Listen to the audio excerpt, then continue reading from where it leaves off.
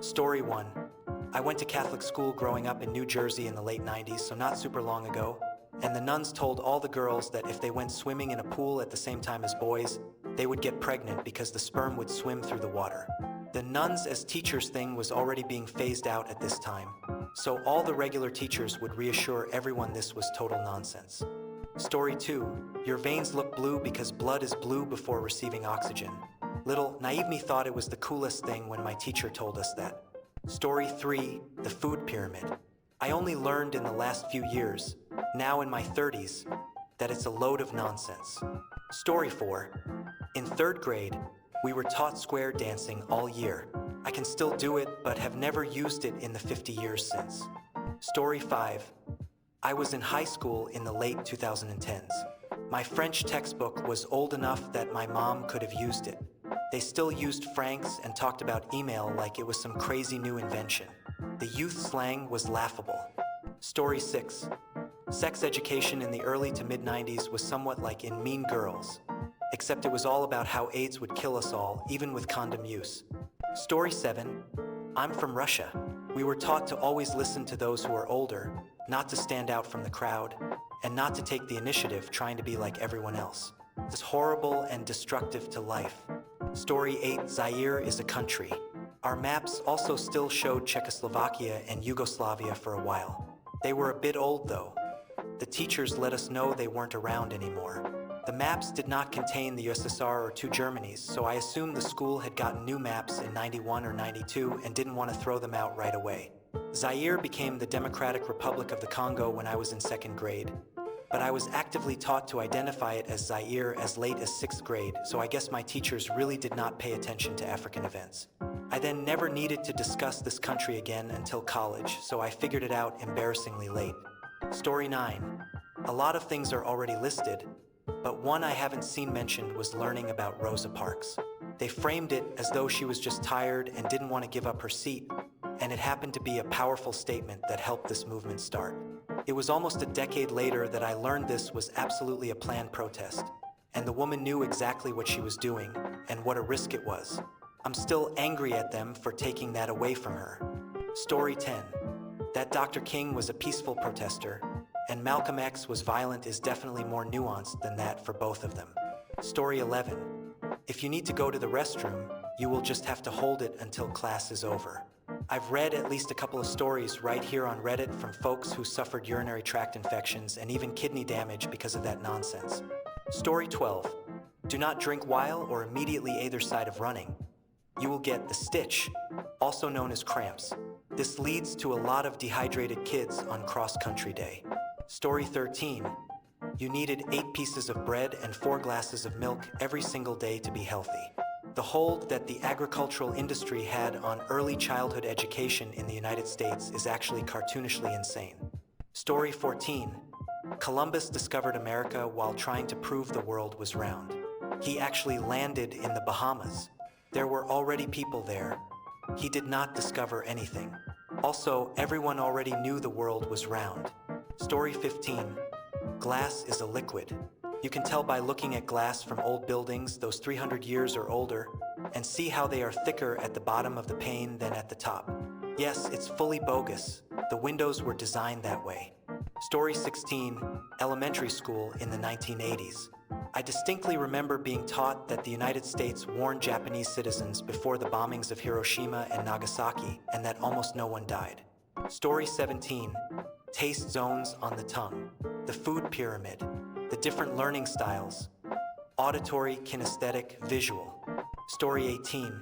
In the 70s, it was thought that brain cells never regenerated, and that was taught in school biology. We now know brain cells are capable of regeneration like other cells. Story 19.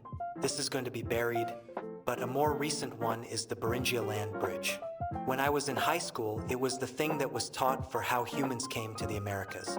A few years later, when I went to college, I learned that it is no longer the accepted theory.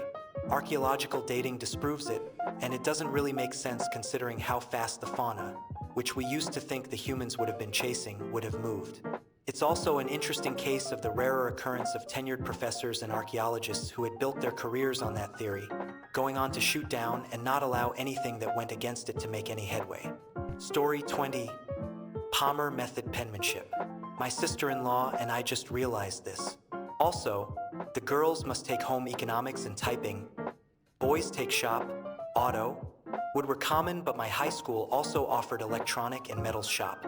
Side note, I was told, you're college bound, you don't need to take typing.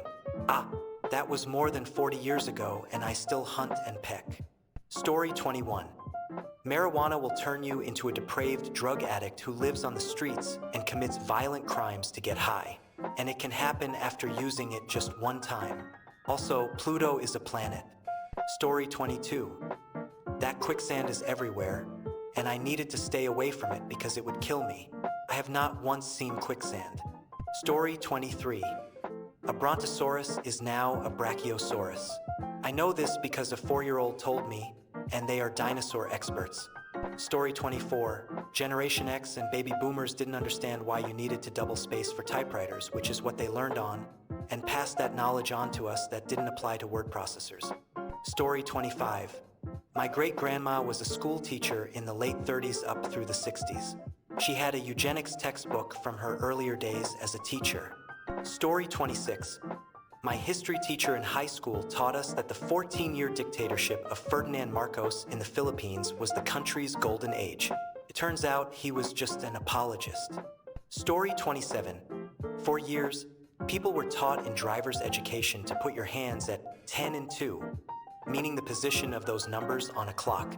I had an older relative I was driving tell me that I was driving wrong because my hands weren't in those positions. It made sense in the manual steering days when you would have to turn the wheel hand over hand in a turn. It made little sense when power steering came in and advanced to where you didn't need to do that. But today, with airbags in the center of the steering wheel, if you have your hands near the top in a head-on crash, you're likely to have the bag blast open, wrecking your arms or pushing your fist right into your face. The latter is the car's way of saying, stop hitting yourself. Story 28.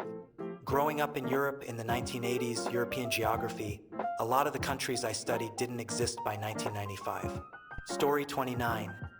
There are only 3 phases of matter. To be fair, it wasn't true then either, but it was nearly never corrected. Story 30. That college is critically important. I would rather my child finish high school and then go into trades. Maybe a community college and then a trade school. That will basically guarantee he will have a future in any scenario. Story 31. In history, there was a significant movement by Dixie's daughters to rewrite it. It is still struggling to be uncovered now with new antiquated laws. That is why history remains an important academic discussion. Story 32. Multiculturalism is described as like a fruitcake, where the different groups of people are the fruits and the nuts. This comparison is cited from a grade 10 social studies class. However, I was informed that we can no longer describe it this way. Story 33. Australian history has seen a significant shift in perspective. Initially, in education, the narrative portrayed Indigenous Australians negatively, suggesting they were horrible and violent. However, as more accurate historical accounts emerged, this viewpoint drastically changed. It became clear that the early settlers were the ones who committed atrocities. It's quite ironic, isn't it? The idea of a government misleading its people? Never would have thought.